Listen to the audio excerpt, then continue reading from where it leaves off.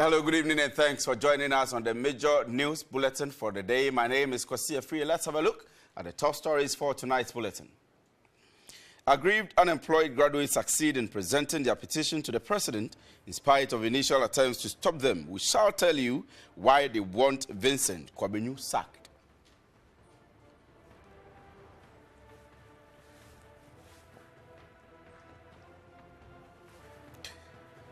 Parliament finally begins debate on the 2016 budget, but after a heated debate on allegations of attempts to smuggle in figures.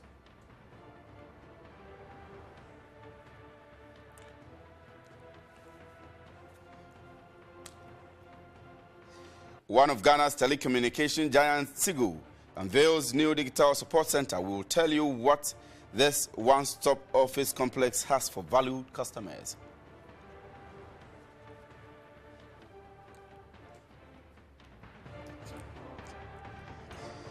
An NPP to hold party headquarters tomorrow over what it describes as government's orchestrated invasion of its offices.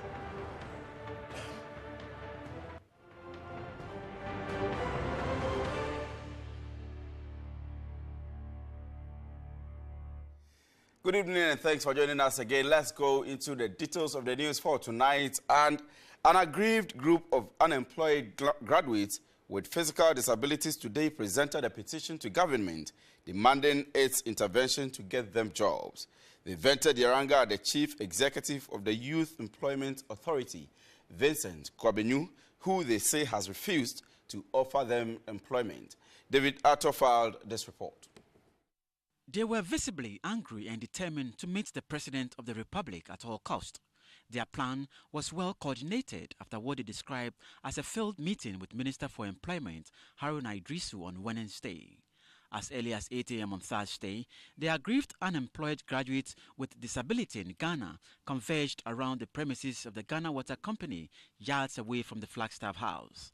Their plan was to picket at the presidency, but they were stopped by security operatives for failing to seek permits.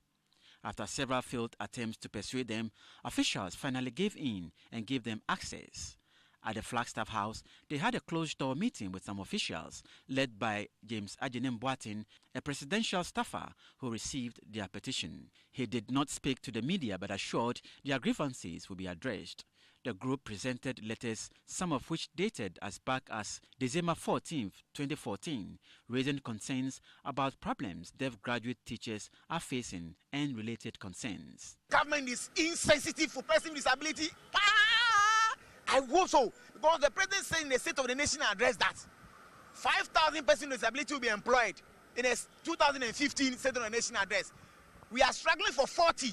We are entering 2016 next January, and nothing is being done. So for us, it is about time we push government and we put all politicians very hard that when they say something, they should do it. He demanded the removal of Vincent Kwabenu from office for allegedly insulting their integrity. Kobie Champon with the Public Service Commission organized, an interview for people on the 25th of June. And the Public Service Commission said that all of them have passed.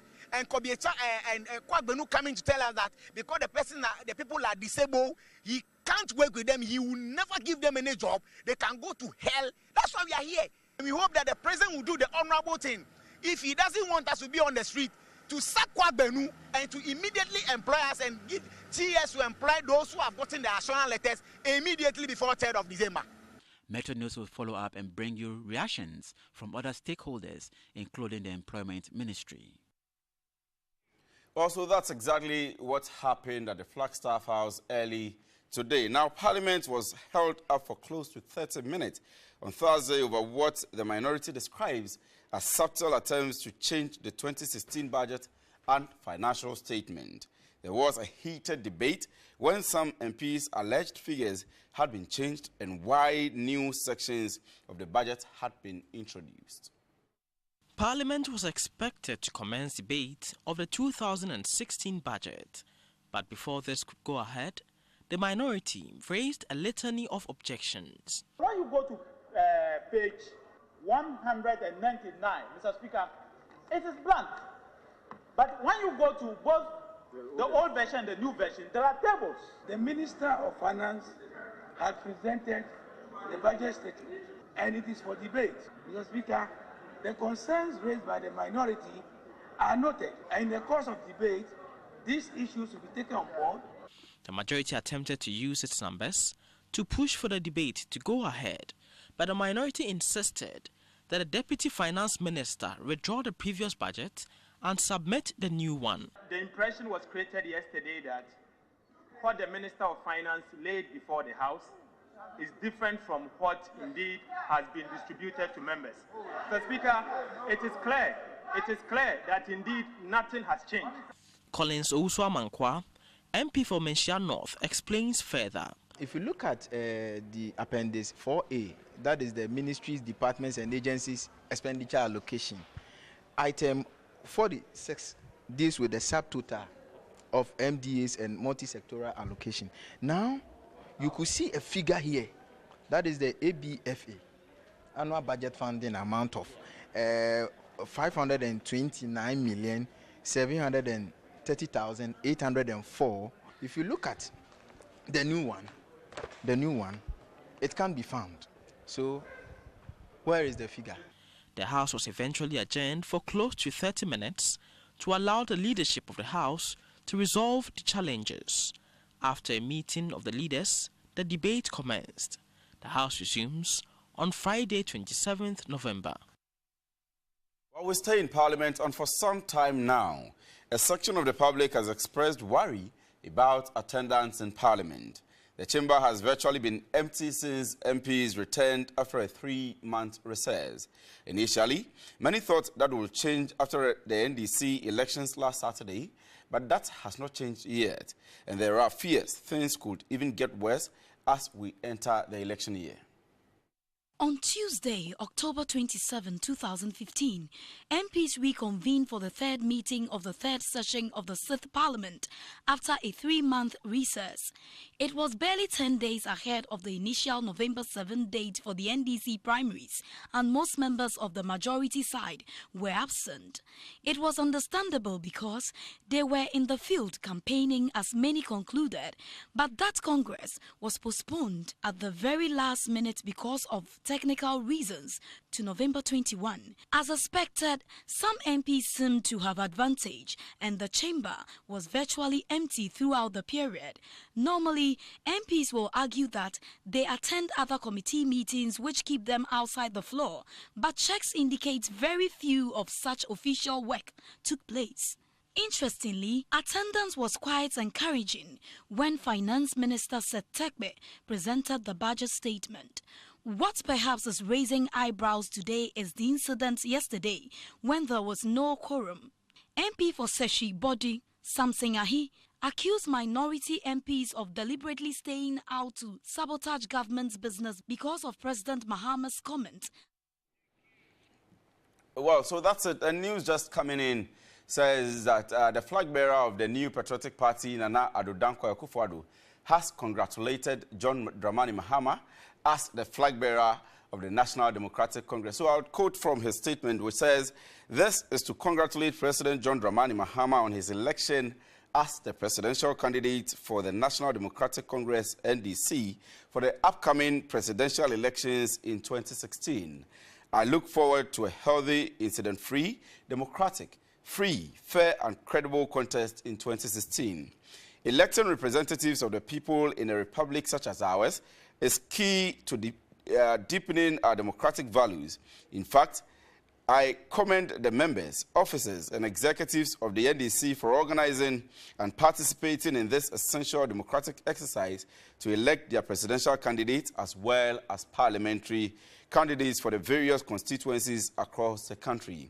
I hope lessons from last weekend will help all of us to appreciate the need to strengthen our electoral process and enhance the quality of our democracy. God bless Ghana," unquote. So that's the statement of the flag bearer of the new patriotic party to the flag bearer of the National Democratic Congress for the 2016 general elections. We have more stories coming up. Please don't go away.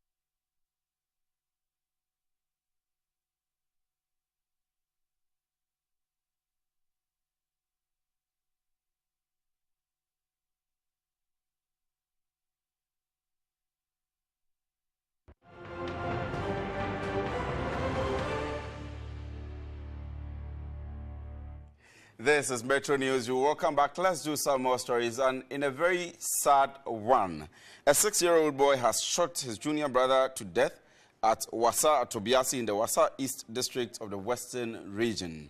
Our Western Regional correspondent, Patrick Animil Atta, joins me live on phone. Patrick, if you can hear me, can you tell us exactly how the incident happened? Okay, exactly what happened this afternoon at about 4 p.m. is that these young brothers were playing around their home campus compound at Wasa Tobiasi. Yeah. The information is that the parents are going to the farm and these young people have come from school. So the father is actually a hunter. So the father is at that time hunting, while these young men, the only one about 6 years of age, went to the station and picked the father's son. Then he called it as he was playing with his junior brother. And before they realized, the head of the junior brother has been cut totally, leaving the head off. The skull, the picture that we see, that the skull of the head is broken into pieces. Now, as we talk, the police is investigating further, and the family is really grieved with what has happened. I can tell you that the whole town of Wasa Tobiasi right now is totally dead, and there's so much of mourning in that area. There are only 2 children of the family, and one is dead because of the way the family handles the gun. Right, it's good the police have taken it up. I was going to ask how the boy actually got the gun, but I'm glad you have answered that. But we also hear that a woman is in police custody for abusing an 8-year-old child at Mauzukro in the Lembele district. How about that? Yes, this woman is actually linked to this young lady that she was treated. According to the neighbors of this woman, they are telling us that this has been a usual trend of this woman and the stepfather, this young lady. They've been treating this young lady, and the lady doesn't go to school. The lady is not being fed at home. So the lady goes about working for other neighbors, and that is how she gets something to eat. And this morning, the auntie really gave it to her, lashed her, and you can see them in the pictures. This girl has his whole body torn apart, and the residents helped this lady to report this case to the police, and currently as we talk, this young woman is in the custody of the police, and she's being held before court. So tomorrow we will follow this issue at the court at the Lemberland and come back to our viewers and tell them what really happened at court. Right. All right. Thank you very much. I'm sure you will duly follow up and bring us up to date whatever happens. It's now time to do some business news.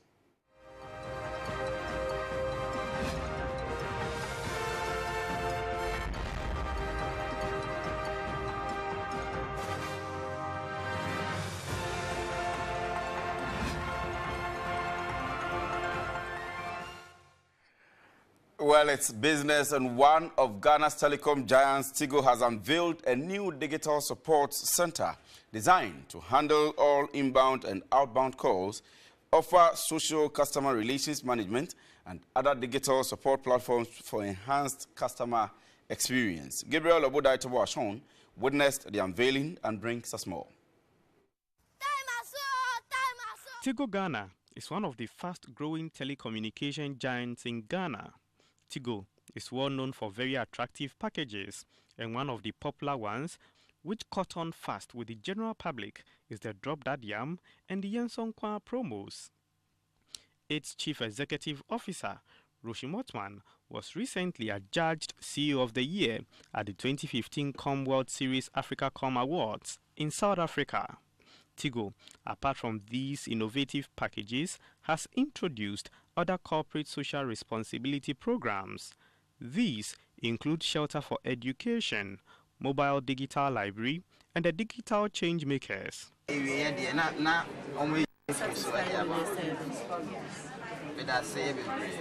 A Tigo official heartily addressing concerns of a customer via voice calls. 120 of them are in the newly commissioned Tigo Digital Support Center, located in the Tema-Free Zone's enclave, to meet the busy and demanding lives of customers. This facility will improve the service levels that we will be able to deliver to our customers from now on. It will actually improve the service levels threefold. So we will have 3 times better service to give to our customers. So I encourage old customers and new customers to try our new service levels. I think it's going to be very, very good.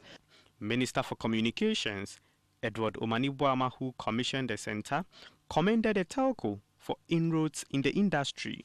We are aware of the exploits of Tigo Ghana over recent years, which includes the introduction of innovative products and services to meet the demands of their subscribers. In this regard, I wish to congratulate Tigo Ghana for aggressively driving technological advancement in their operations to give their customers a delightful experience. Tigo Ghana's huge capital investments in infrastructure development to improve their network quality and resilience, in addition to launching timely and innovative products to benefit their customers. Apart from its superior digital services, Tigo Ghana has WhatsApp and Skype lines for instant feedback on queries. There is also a self-care app for Android users to check balance, buy airtime and internet packages, access Tigo Cash, and report network-related issues anytime, anywhere. Well, that's some good upgrade on behalf of Tigo. Well, we stay within the industry where Airtel, one of Ghana's fastest growing telecom operators, has launched a program to reward customer loyalty dubbed Airtel Rewards. The program, Airtel Rewards, is a new product that seeks to reward over 4 million customers for every 10 pesos they spend on the network. In line with its objective to give customers exceptional services and a range of products to keep them satisfied and happy, the telecommunications brand Airtel is happy to partner with some key organizations to reward loyal customers. According to Rosie Finn, the marketing director of Airtel Ghana, the program is open to all Airtel customers who use voice, data or SMS products. What Airtel Rewards is about really is our desire to give back to our customers for spending on our network. One of the things we value at Airtel is loyalty. So what we've done is that we've come up with a loyalty program where for every spend you do on the network by using your phone for voice calls, SMS or data, we give you points. And these points can be used to redeem amazing benefits on the network. So they can be used to redeem things like voice bundles or data bundles, but they can also be used to redeem things from some of the partners that we've come together with. So for example, you can go to a spa and get a full treatment and pay with your Airtel loyalty rewards points. You can go to a restaurant and have breakfast or lunch or dinner, or go to the movie and watch go to Silverbed and watch a movie. And all of these you can do and pay with your loyalty rewards points. So the reward system is the first of its kind, as customers get to choose what to use their accumulated points for.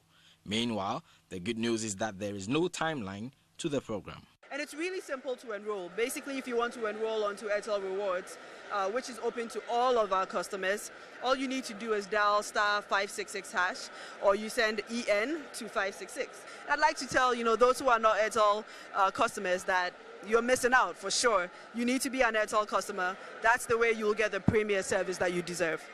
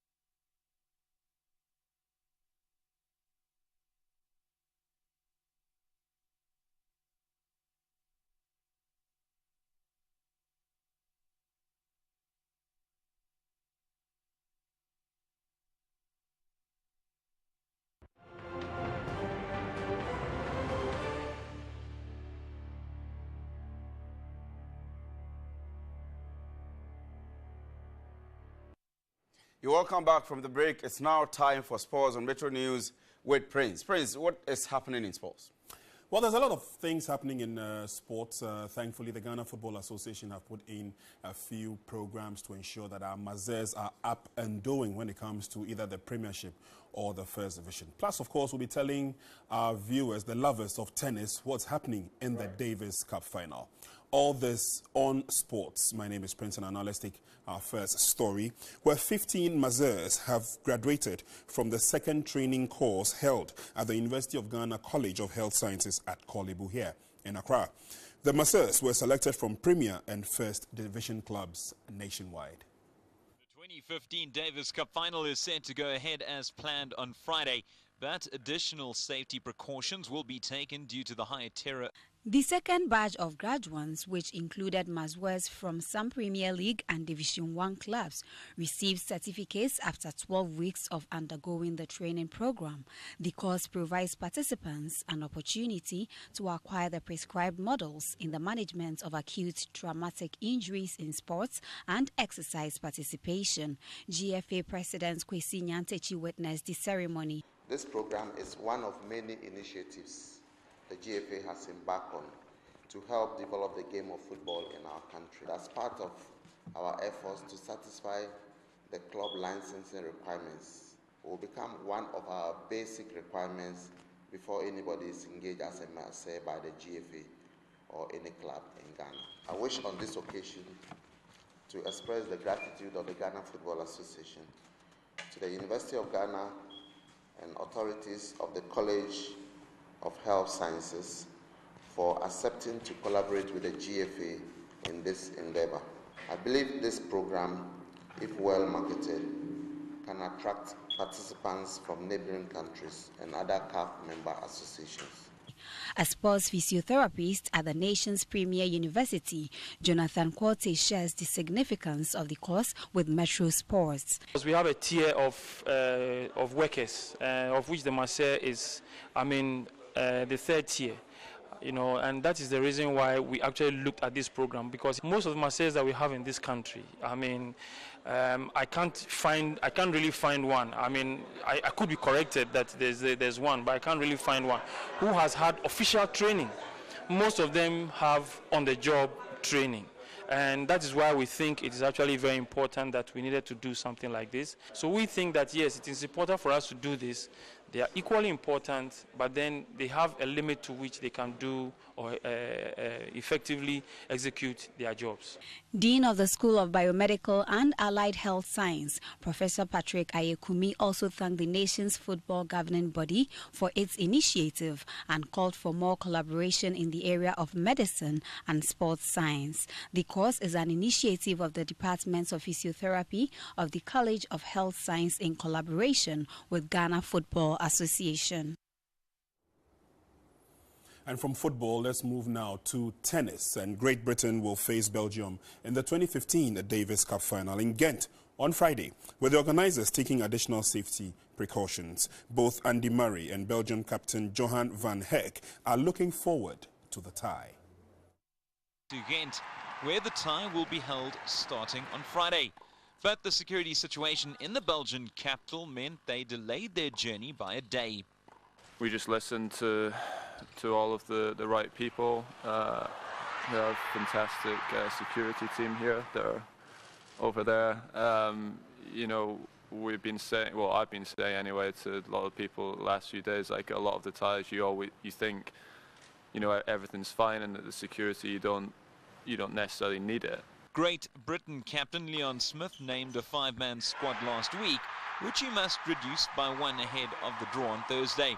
Meanwhile, the Belgian team are hoping to bring some joy to their troubled country by becoming one of the most... Thank you very much. That's it for sports. My name is Prince, and we'll do a quick break. News continues after this.